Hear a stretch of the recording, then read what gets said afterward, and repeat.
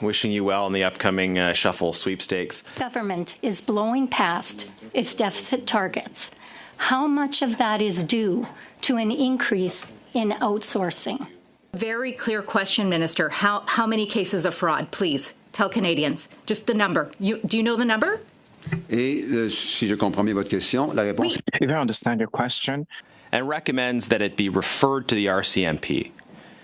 What should the government do in that case? Another fairly easy question, I think. What it should do is that exactly what you're probably also thinking, is that it should take those allegations very seriously. Everyone has an opinion about Canadian federal politics. Oh, yeah.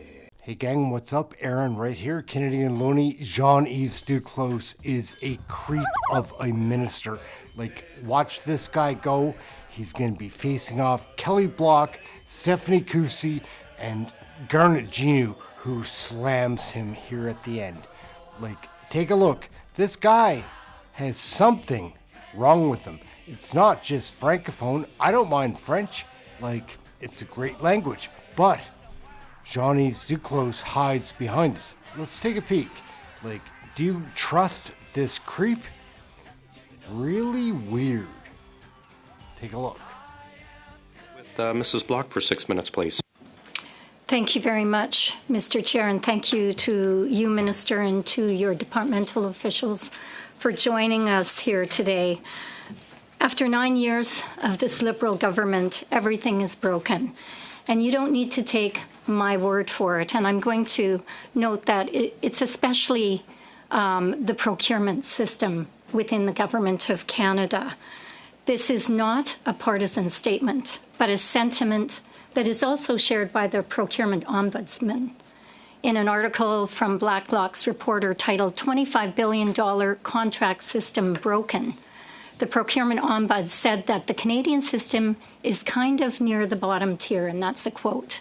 He went on to say that the irregularities, such as the sweetheart deals, are symptomatic of a broken system. And on Tuesday, when he appeared before committee, he gave us some examples, such as, and it was quite a list, such as We Charity, ArriveCan, McKinsey, Bait and Switch, and now Indigenous procurement. And as you said in your opening comments, Minister Duclos, Public Services and Procurement Canada works with all departments when it comes to procurement. So billions of dollars are being wasted and going to Liberal insiders who are basically fleecing taxpayers. How much money are taxpayers on the hook for outsourcing this year? Can you provide us with a number? Well, I'm very glad that we're talking about procurement this morning, because procurement in the federal government represents approximately 400,000 contracts and other activities that, in fact, just dating back 2 years ago, have saved the lives of hundreds of thousands of Canadians because of the immense ability to save, the issues that we were obviously facing in hospitals and across Canada, vaccines and PPEs and other things, and pointing to the successes and the challenges, which you're correctly pointing to, that we're having with the national shipbuilding strategy, defense procurement. Excuse me, Minister, I didn't point anything out about the national shipbuilding strategy. I asked how many contracts are being outsourced and how much are Canadians paying for those contracts to external consultants. And I'll come back to that in a moment. I would actually like you to just provide me with the answer now. Well, we have, I'll come back to what I thought would be my first point. I'll come back to that second. But on external services procurement, as you will know, we have significantly reduced those dollars, because we don't need those investments so much as we did need them during COVID, where the lives and the safety of Canadians were extremely important to the federal government. By how much have you decreased the amount of funding being spent on external contractors? So by approximately 15%, because that's the right thing to do.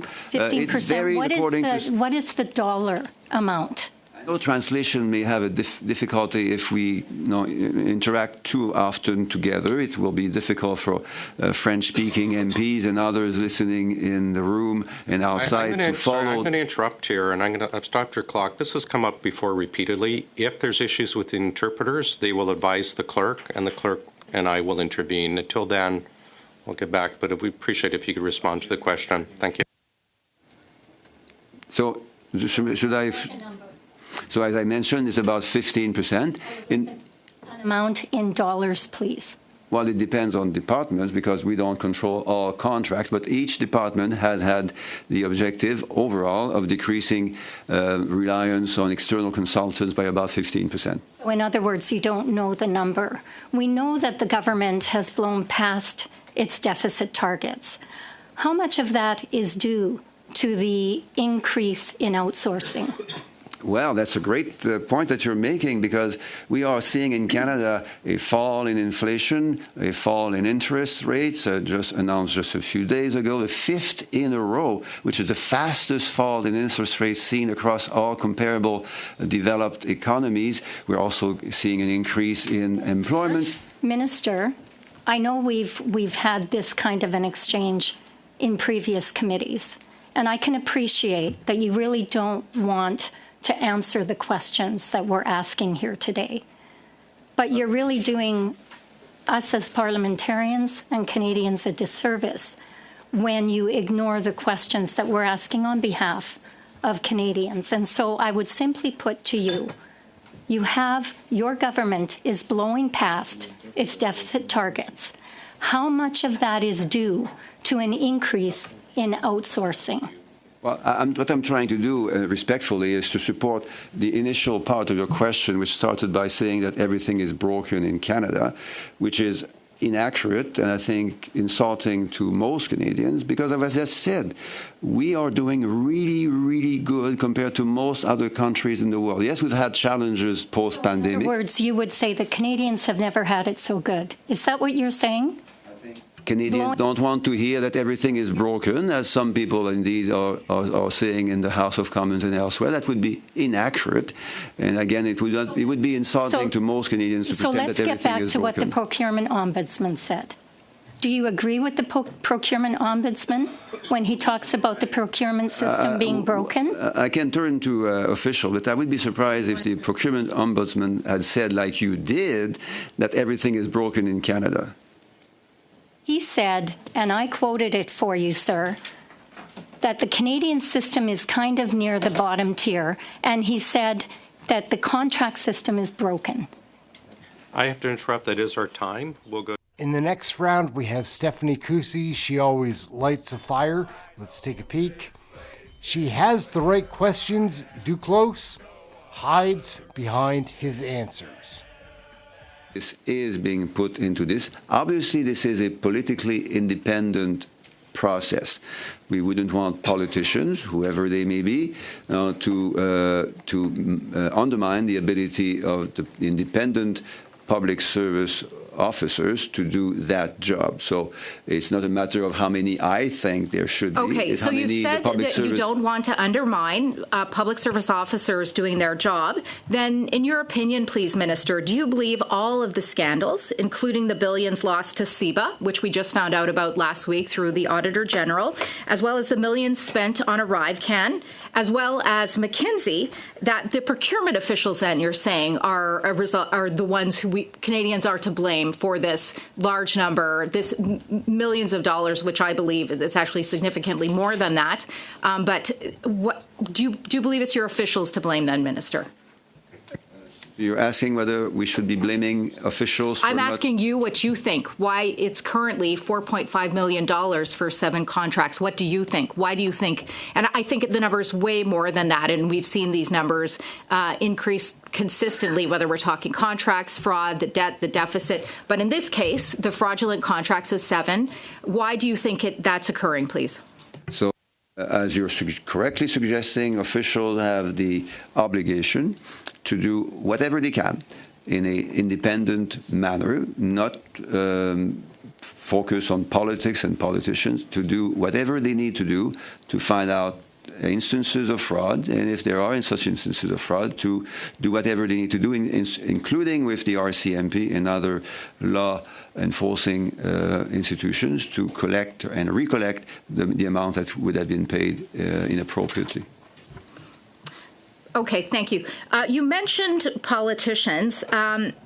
Minister, I just wanted your ideas as to what you believe your leader, the Prime Minister, is doing to the Finance Minister. We've seen 2 days of leaks in the Globe and Mail, and we know now that he has forced his radical spending on your Finance Minister, Minister Freeland, and that he has forced her to break the $40 billion deficit.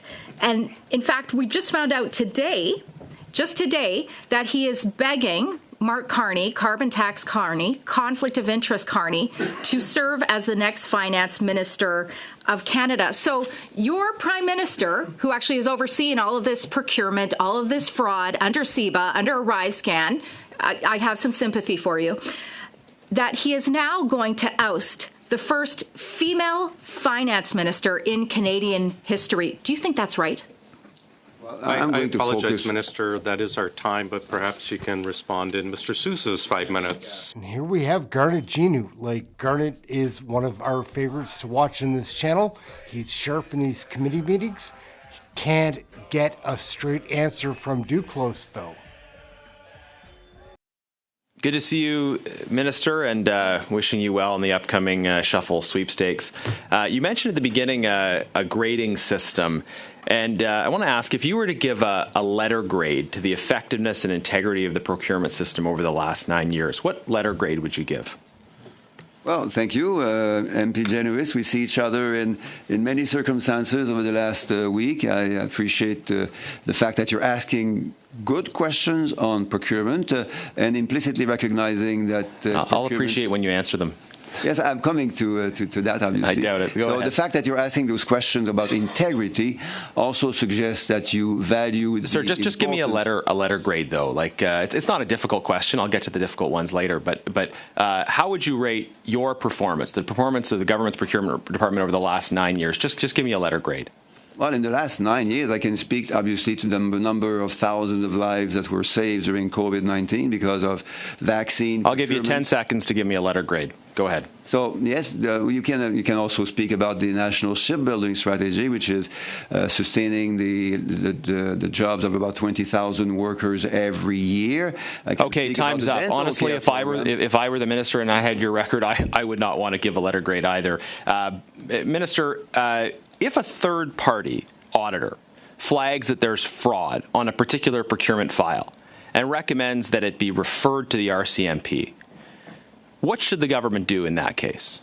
Another fairly easy question, I think. What it should do is that exactly what you're probably also thinking is that it should take those allegations very seriously and expect and demand that public service, independently of political interference, do the job that they need to do. And what is that job? If an independent auditor says there's fraud, we think it should be referred to the RCMP, the public service should then refer it to the RCMP, right? Yeah, well, the public service should they? is a big, not every. Sir, we're still on the easy stuff. If a third-party auditor says that hypothetically a procurement file involving the Canadian Healthcare Agency involved fraud, and that third-party auditor says it in a meeting with multiple public servants from multiple departments, saying we think it involves fraud, we think it should be referred to the RCMP. Should they take it seriously and refer it to the RCMP, or should they take it seriously and try to bury it? What would you suggest? Well, you spoke about hypothetical, and hypothetical cases are not truly useful cases to discuss in such general terms. I think you need to be more specific as to what exactly you have in mind. Okay, I have in mind the case this committee heard about this week from Gary Hartle, who was an independent auditor who brought a room full of public servants evidence of Indigenous identity fraud on the government years ago, and recommended that the case be referred to the RCMP. The government decided, in his words, they didn't want any trouble and decided to bury it instead of referring it to the RCMP. Do you think that was a good idea or a bad idea? Well, MP Genuis, this is a great question, which I heard you ask. And I look forward to a great answer. Exactly just a few days ago to Minister Aidu, and she provided all the answers that you were correctly expecting of her, because it's in her file, it's her department. You know that because you asked her directly those same questions. PSPC officials were in the room, sir. Your officials were in the room. I think at a basic level in terms of setting the tone, now would be a good time for you to advise your officials and the public that when they become aware of instances of fraud, they should refer that fraud to the RCMP. And you seem unwilling to say that. Je peux le dire en français si en anglais ça fonctionne moins bien. Mais I can say it in French if it's not working into English. We had a meeting where you were present, Mr. Genuis, with Minister Aidu, and you asked exactly the same question, and she provided you with the proper responses. So if you want to have a conversation with Ms. Ailu, you can do that. But you had that conversation a few months ago. I welcome you. Neither. C'est une question très simple. Si c'est une... It's a really simple question. So if it's a case of fraud,